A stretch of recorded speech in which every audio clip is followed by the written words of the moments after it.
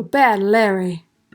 What's up, everyone? Bad Larry here. Today's episode covers X Factor number 56. As you can see, this issue will dive deeper into the energy vampiric group, the Ravens, which I think is a clever name considering a group of ravens is called a murder, and these are villains who murder, so it's a clever name for an evil group. I've noticed over these past few issues there's been a concerted effort by Louise Simonson and the other fill-in writers to highlight Archangel as the prominent protagonist of the issue.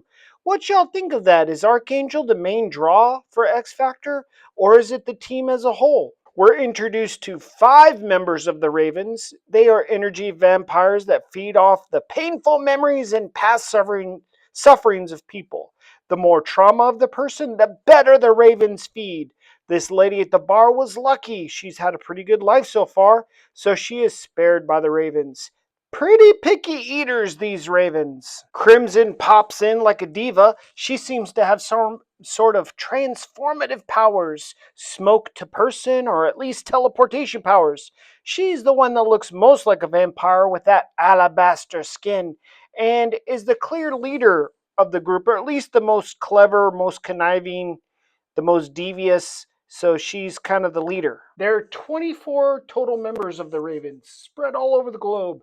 This 6-member group have claimed New York City as their feeding grounds. They all hate each other as well. Crimson tells the others that a new hot meal is mutants, and she has her eyes set upon feeding on Archangel. This dude with the blue eyes, his name is Azure, which I think just means blue. Well, Azure is competitive with Crimson, and she knows he's going to try to get to Archangel first. It's just what they do. Conversely, Coral, the blonde, is cautious. Trying to feed on warriors could get them all killed. Azure says warriors are too much work. Feeding on normies like this pudgy little fella, now that is ideal. I guess when ravens are feeding, their eyes turn red. Not only do the ravens suck the energy life force from their victims, they gain information as well, like secrets, which is why they can live a luxurious lifestyle. The ravens condemn Azure for not killing the man, afraid he's gonna talk, and instruct Azure to follow him to the hospital and finish the job, i.e., kill the poor fella. A couple issues prior, in issue number 52, Archangel fought and almost died at the hands of Sabretooth. During the battle, Sabretooth poisoned Archangel with a hallucinogen, and Archangel is still reeling from the effects of the drug. Officer Jones is a real one. She's always standing up for Archangel, as he has saved her life now twice. A shootout in the streets of New York City? You don't say! The news is lucky to be on the scene, and guess who else is on the scene? Archangel, shredding the car of these criminals. I don't know why Archangel's wings have energy effects on them.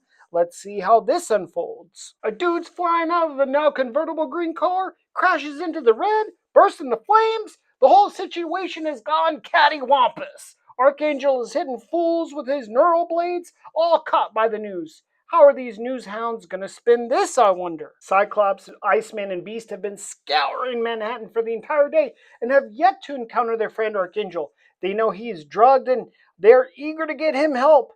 Uh, why did the ship have to give Beast some bananas to eat? Last issue, Beast called himself a man in a gorilla costume. Is ship being racist to Beast? Uh-oh, looks like their good buddy Archangel is making the nightly news after all. Of course, the news sensationalized the event, making Archangel look unhinged. He's crazy mutant maniac. And this is Beast's girlfriend, Trish Tilby, doing the reporting. You couldn't have a more direct influence on a reporter, and she is still out here spreading fake news. Wow, I love this. Jean Grey is back wearing the X-Men Danger Room training outfit. I am definitely going to make a kit bash of this look. I do like how they explain this costume is a spin-off of the original X-Men uniform. Scott's all worried Jean has switched teams, went and joined the X-Men. Nah, her X-Factor uniform was destroyed and this is just a loner uniform. The team has informed Marvel Girl that Archangel is drugged up and out of control in the city. They need her telekinesis to help them go out and find him. So my question from earlier was answered. The Ravens all seem to have this ability to materialize themselves at will. That's pretty cool. Azure has snuck in and reveals this poor guy's past agonies. He's just about to kill a fellow when oh boy screams for help and Archangel busts through the window like the Kool-Aid Man. How did Archangel even know to be there? How is he always in the right place at the right time? Azure is super cocky though. He thinks he's powerful enough to defeat Archangel. His whole goal is to beat Crimson to the punch. These ravens have weird motivations. Azure thinks he can use his thrall powers to keep Archangel in a trance, but he doesn't know that Archangel's wings have a mind of their own and they attack. Archangel lops off Azure's head, kills him, leaving only the burning flames as a remnant. The 23 remaining ravens located across the entire globe immediately feel and know that Archangel has killed Azure. We learn the only way to kill a raven is to lop off its head. We also learn that the group needs to number 24 members or they will all start to lose power and start to fade away. So now the mission is to try and recruit Archangel into becoming the 24th member of the Ravens. But Crimson has other plans. She is still planning on eating Archangel, becoming so strong that as the other Ravens fade, she will remain and be the last one standing. X Factor gets a call from the hospital. They're rushing out to collect Archangel. Beast is still on the fake news story, still pissed that his girlfriend Trish Tilby had betrayed them. Everyone is like, get over it, Beast. Gosh. We see Marvel Girl back in her appropriate costume, and we see Cyclops trying to reassure Beast that bad publicity is just another day in the office. They dealt with that before. It's no big deal. Man, it's tough out there on these cold streets of New York City. Two thugs are about to set some old homeless lady on fire.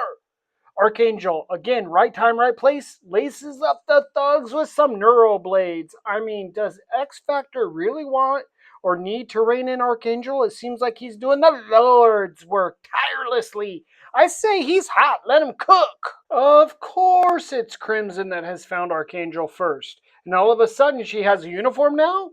Crimson is pulling the age-old okey-doke on Archangel, sweet talking him all the while, stealing his memories, his energies, his power. X Factor has finally shown up to the hospital, of course, late. Archangel is long gone, but you know who is there? Trish Tilby and her fake news crew. Beast lets them all have it and actually takes Trish Tilby kinda by force to have a private convo away from the cameras. Here we go again. The image mirroring King Kong taking the poor gal up to the top of the Empire State Building. Man, they are really making Beast out to be a monkey man. Trish is letting Beast have it right back. She's got a job to do. She doesn't care if Archangel is Beast's best friend. Trish tells Beast, you know, buddy, maybe it's time we call it quits. They are both too married to their jobs. Neither of them are willing to back down from that calling. Officer Jones and Archangel have quite the karma connection. He saves her, now she sees him unconscious and tries to save him, but Crimson is too powerful. By the luck of time, it is the sun that saves both Archangel and Officer Jones. Crimson has to bounce or get fried up by the sun. But before she left, Crimson amped up Archangel's crazy, and he's lashing out even to allies like Officer Jones here. Crimson ain't giving up on her desire to totally feed on Archangel. The other Ravens, now all in matching uniforms, when did they sort that out? All say they're gonna go after Archangel as well. Crimson is like, yeah, sure, we'll share. But in reality, she wants Archangel solo. And she has Archangel's patterns and plans in her head now. So Crimson has the advantage, and come sundown, she'll be back on the prowl. Wow, I really like this issue. Even though X Factor seemed like a secondary thought, I enjoy seeing the creation of new characters and teams. And I've never seen so many new characters and stories like here in X Factor. Hit the like button, subscribe, and stay tuned for X Factor number 57 coming real soon with awesome art by Andy Kubert.